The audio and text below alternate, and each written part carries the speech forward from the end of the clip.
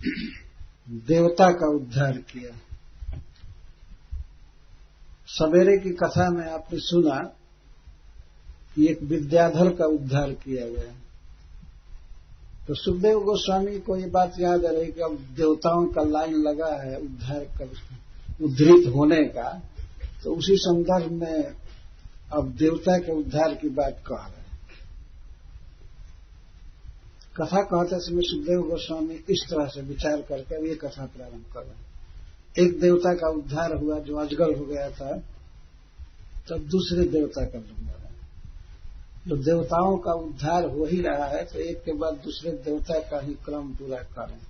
तो यह क्रम प्राप्त लीला, क्रम प्राप्तम लीला सुखदेव गोस्वामी के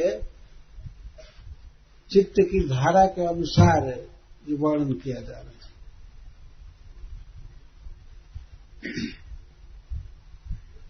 शंखचूड़ कोई दैत्य नहीं था, दानव नहीं था, देवता था। और देवताओं में भी श्री कुबेर जी का अनुचर था। श्रीपाद सनातन गोस्वामी जी लिखते हैं कि कुबेर जी का वो प्रिय था, प्रिय तो नहीं होगा, एक अनुचर था।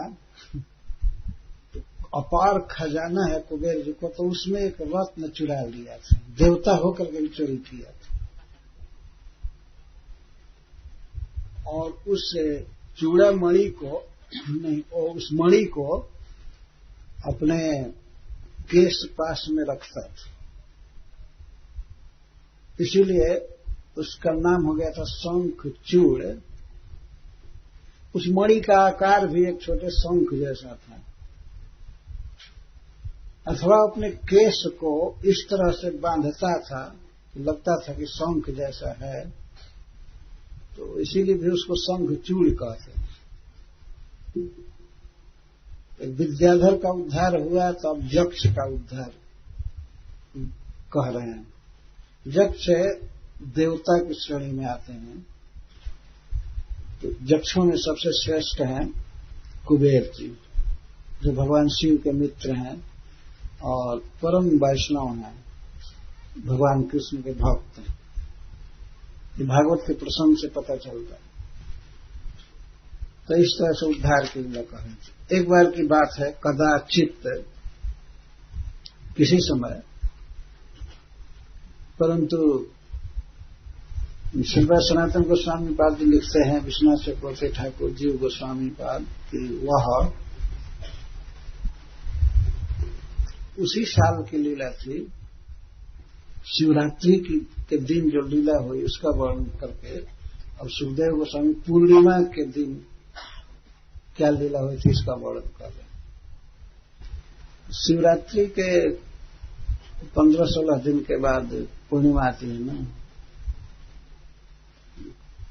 टाइमिंग के दृष्टि से भी कोई अंतर नहीं है दोनों लीलाओं में।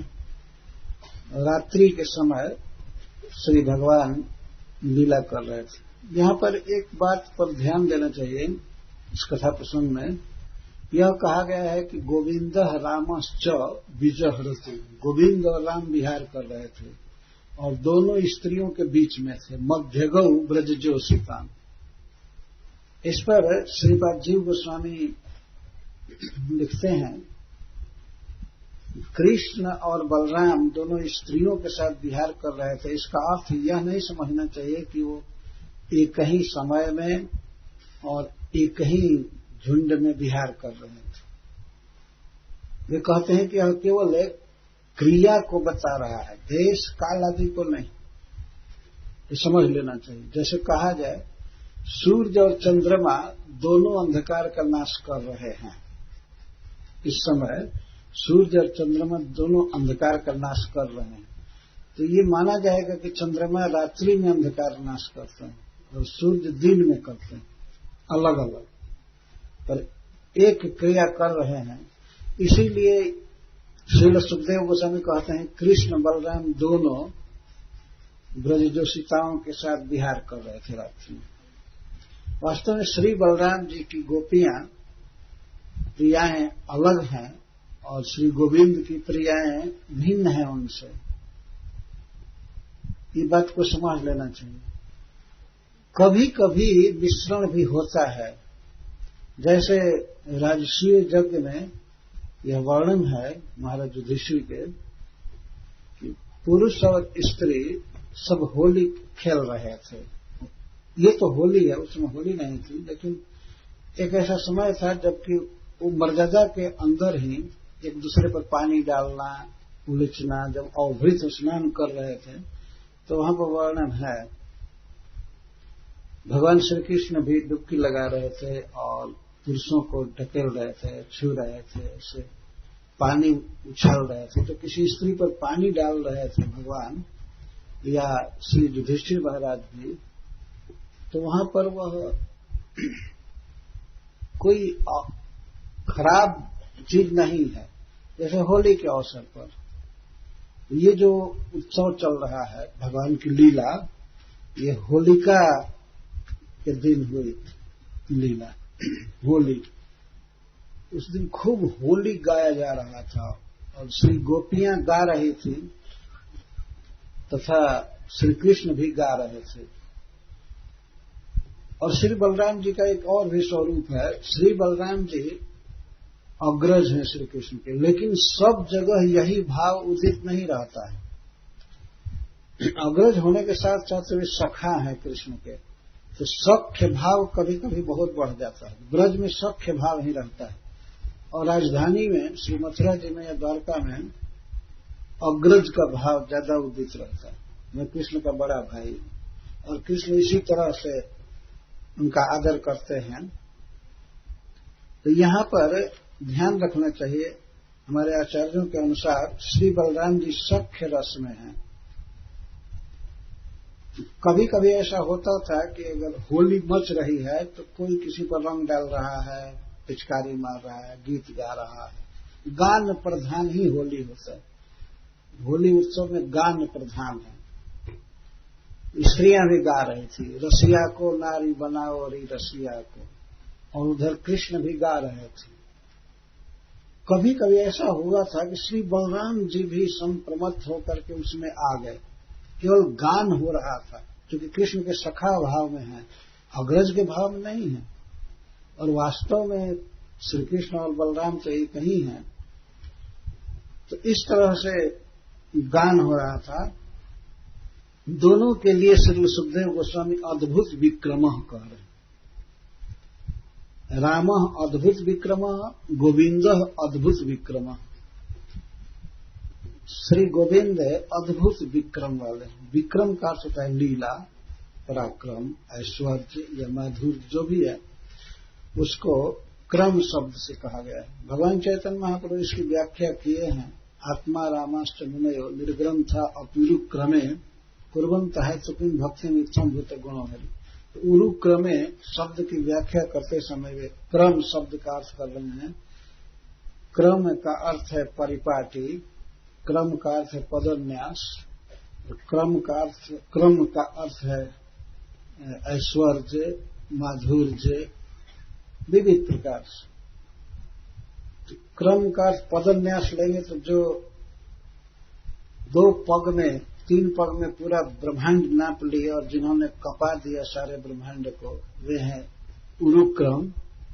भगवान श्री वामन देव, उपेंद्र, उन्हीं का नाम इस तरह से प्रसिद्ध है।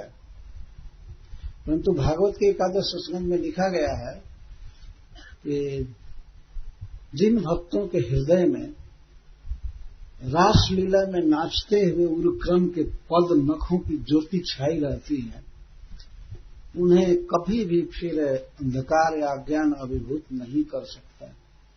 तो थिरक करके श्री कृष्ण नाचते हैं प्रत्येक गोपी के साथ। तो नाचते समय उनके नख और भी छटा बिखेरते हैं, इधर से उधर होते हैं। कभी किसी गोपी के रत्न की छाया पड़ती है उस पर, नख पर, कभी कोई लाइट चंद्रमा की, कभी कुछ। तो अद्भुत छटा होती है 10 नखों की। जिन भक्तों के हृदय में श्री कृष्ण के रासलीला बिहारी पदनख की छटा छाई रहती है, उनमें कभी भी कोई अज्ञान का अंधकार आ ही नहीं सकता। तो वहां पर श्री कृष्ण को उरुक्रम कहा गया। हरि जी कहते हैं उरुक्रम। भगवान ने ऋषभ देव के 9 जोगेश्वर पुत्रों में से दूसरे हरि जी हैं। कबीर हरि, अंतरिक्ष, प्रबुद्ध, पिपलायन। तो हरि जी इस बात को कह रहे हैं। तो यहां पर विक्रम शब्द आया है। विक्रम का अर्थ है विविध क्रम, विविध क्रम, अनेक प्रकार से जो लीला करते हैं।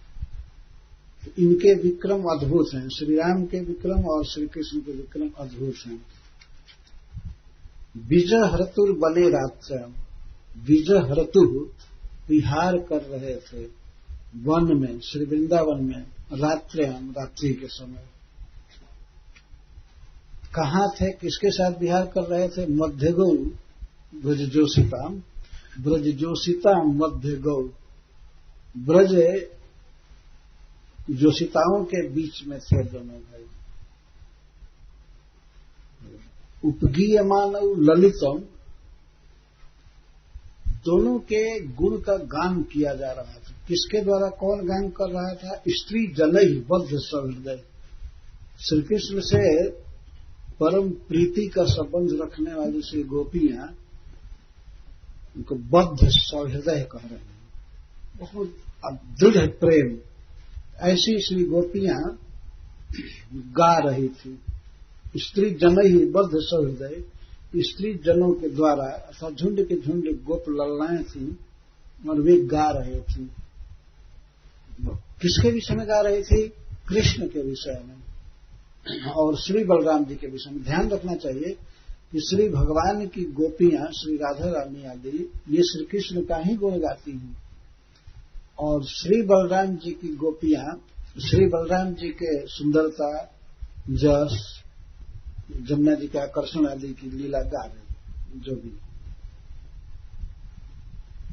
नहीं, उस समय नहीं आकर्षण किए थे, आकर्षण तो बहुत बाद में करेंगे। तो जो भी है उनके अद्भुत विक्रम है, उसको गा रहे। उपगीय मानव, उप का अर्थ है आधिक्य न, गीय मानव, दोनों का गान हो रहा था भगवान की कीर्ति। स्त्रियां गा रहे थे। मैं तो सांवरिया पर जाऊंगी चाहे रोके सारी दुनिया, चाहे रोके सारी दुनिया, चाहे टोके सारी दुनिया, मैं तो सांवरिया पर जाऊंगी। और विशेष करके होली लीला गाई जा रही थी, क्योंकि फागुन पूर्णिमा है, उस दिन सर्वत्र ऐसे भी होली गाई जाती है। जहां का ये मूल उत्सव है वहीं पर श्री भगवान है, भगवान से ही ये होली निकला है। तो होली लीला गाई जा रही थी। गान प्रधान लीला है यह भगवान। तो वे गा रही थी पहले से गोपियां। उपगीय मानव, गीत कैसा हो रहा था? ललितम, बहुत सुंदर गीत। भगवान की इच्छा से योग माया द्वारा सारे वाद्य और सामग्री आदि उपस्थित थी। सब प्रकार के बाजे बजाए जा रहे थे। उपगीय मानव ललितम, गाने वालों में ललिता जी सबसे ललित गाती है। उपगीय मानव ललितम, बहुत सुंदर गान हो रहा था। स्वलंकृतानुलिप्तांगो सगविड़ो बिरजोम्बरो। श्री कृष्ण और बलराम कैसे हैं, इसका वर्णन सुखदेव गोस्वामी करते हैं। स्वलंकृतानुलिप्तांगो, दोनों के शरीर, अंग, मुख, हस्त आदि सुअलंकृत और सुअनुलिप्त थे। अलंकृत थे, ब्रज के स्वरूप के अनुसार दोनों का श्रृंगार था। होली के अवसर पर अद्भुत श्रृंगार और अनुलिप्त अंगराग आदि लगाए गए थे। श्री बलराम जी अपने शरीर पर प्रायः नीला अंगराग लगाते हैं, कृष्ण के वर्ण जैसे। और श्री भगवान ने पीत वर्ण का अनुलेपन करते हैं। कभी कभी दोनों भाइयों को पता नहीं लगता है कि ये कृष्ण है, ये बलराम है, ये कौन बलराम। श्री बलराम जी ही कृष्ण जैसे लगते हैं, सांवले हो जाते हैं अनुलेपन करके। और श्री कृष्ण पीत वर्ण धारण करते। और ऐसे सदा ही दोनों भाई अपने शरीर के विपरीत वस्त्र पहनते हैं। श्री बलराम जी गोरे हैं तो नीला वस्त्र पहनते हैं, और श्री कृष्ण सांवले हैं तो पीत वस्त्र पहनते हैं। तो उसी तरह से अंगराग भी धारण करते हैं। इस बात का भेद कब मिलता है? जब श्री भगवान मथुरा में पहुंचे श्री बलराम जी के साथ, और जब सैरंध्री से वो चंदन मांगे कुब्जा से, तो वो अपने हाथ से दोनों भाइयों को लगाए उत्तम अंगों में चंदन। तो श्री बलराम जी पर बिल्कुल नीला पेंट करते उसमें, और श्री कृष्ण पर पीला पीत वर्ण का। तो दोनों स्ववर्णेतर स्वभिनव, दोनों एक दूसरे से भिन्न वर्ण में शोभा देने लगे। तो यहां पर लिखा गया अनुलेप किए थे। फाल्गुन पूर्णिमा की रात्रि में दोनों भाई विहार कर रहे थे, सुअलंकृत और सुअनुलिप्त अंग, अंग मतलब शरीर, इस तरह से विहार कर रहे थे। स्रग्विणव, दोनों फूल की माला पहने थे, बहुत सुंदर। स्रग्वी थे, स्रग का थे माला, स्रग्वी माने माला पहने हुए। स्रग्विणव बिरजोम बरऊ, दोनों के वस्त्र अत्यंत निर्मल, बीरज, इसमें रज नहीं, बीरज से तात्पर्य रज नहीं था, साधारण रज भी नहीं था, बिल्कुल साफ सुथरा नया था। अथवा बीरज अंबर का अर्थ है बिल्कुल सादा कपड़ा। होली के दिन रंग पड़ने के लिए सादा पहना जाता है। तो रोज तो पीला और नीला पहनते थे, लेकिन आज दोनों में बिल्कुल सादा कपड़ा पहने थे। उसको वीरज अंबर कहते हैं, इसमें कोई दूसरा रंग नहीं, तो सादा कपड़ा पहने। निशा मुखम मानयंतौ उदितो डुपतारकम मल्लिका गंधमत ताली जुष्टम कुमुद वायुना जगतु सर्वभूतान। इन 3 श्लोकों का एक में अन्वय है। उपगीय मानव से लेकर के और जगतु तक 3 श्लोक हैं, तीनों का अन्वय एक में है। श्रील सुखदेव गोस्वामी बड़े अनुराग के साथ दोनों भाइयों का वर्णन कर रहे हैं। ये दोनों निशा मुख का आदर किए। निशा मुख है शाम को कहते हैं, संध्या, जो निशा का रात्रि का मुख है उसको निशा मुख कहते हैं। तो निशा मुख का दोनों आदर कर रहे थे। निशा मुखम माने हम तो कथम भूतम निशा मुखम, निशा का मुख कैसा है? रात्रि का मुख, वो शाम का समय जब सूर्य अस्त हो गया और चंद्रमा उदित हुए, इसको निशा मुख कहते हैं, पूर्णिमा के दिन। तो निशा मुखम मानयंतो, निशा मुख कैसा है? उदित उडुप तारकम, उदित उडुप तारकम, चंद्रमा उग गए थे और तारे उगे थे। अभी लालिमा बिखर रही थी चंद्रमा की, धीरे धीरे वे सफेद होते हैं। एक विशेषण ये दे रहे हैं सुखदेव गोस्वामी, उदित उडुप तारकम, शाम के समय सूर्यास्त होने पर चंद्रमा उगे हुए थे, तारे भी उगाए। मल्लिका गंध मत ताली, और मल्लिका पुष्प के गंध से भंवरे मतवाले हो रहे थे, अर्थात बहुत फूल खिले थे। जुष्टम कुमुद वायुना, कुमुद वायुना, कुमुद पुष्प से सुगंधित हवा से जुष्टम, रात्रि निशामुख से शोभित था। जुष्टम निशामुख का विशेषण, अर्थात शीतल मंद सुगंधित वायु चल रहा था, चंद्रमा उगे थे, तारे उगे थे, और हवा में और गुण का वर्णन कर रहे हैं। मल्लिका गंध मत ताली, मल्लिका पुष्प के गंध, मल्लिका पुष्प का गंध फैला था रात्रि के समय, और भौरे मतवाले हो रहे थे। मतवाले का अर्थ है आनंद में विभोर। भौरे भी ब्रज के, वृंदावन के कोई भौरे नहीं है वास्तव में। प्रायो अमी मुनिगणा भवदीय मुख्या। भगवान तो अपने श्रीमुख से कहते हैं श्री बलराम जी से कि हे देव, ये भौरे नहीं है, ये तो भवदीय मुखिया, आपके जनों में, आपके पार्षदों में मुख्य श्री नारद आदि हैं, जो रहस्य स्थान में भी आपका संग नहीं छोड़ रहे हैं, आपके माला पर बैठ करके जाते हैं, सब जगह आपका गुणगान करते हो। ये भौरे साधारण भौरे नहीं हैं, भगवान के परम भक्त हैं, जो भौरे का रूप धारण करके श्री कृष्ण का जस गा रहे हैं और उनका संग नहीं छोड़ते।